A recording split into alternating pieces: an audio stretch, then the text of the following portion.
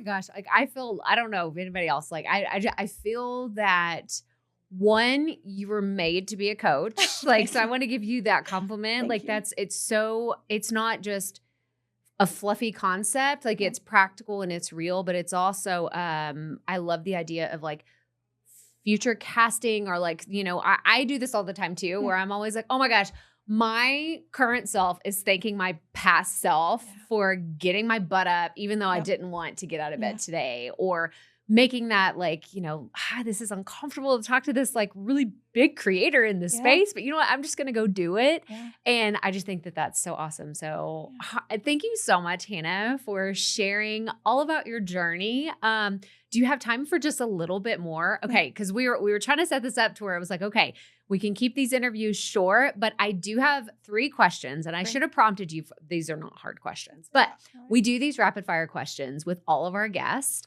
And so the first one is, what piece of advice would you give to a brand new creator, podcaster, someone that's putting themselves out there? It's a great question. This is me answering for it within my value system, right? But I would be more committed to play than getting it right.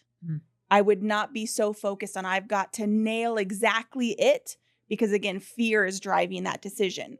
I can say I want to define my clear audience. I want to build this valuable product or service. I want to fill this gap in the marketplace, but to pursue that vision with a mindset of play versus perfection and right. And if you start to hold it too tight, first of all, it's not enjoyable.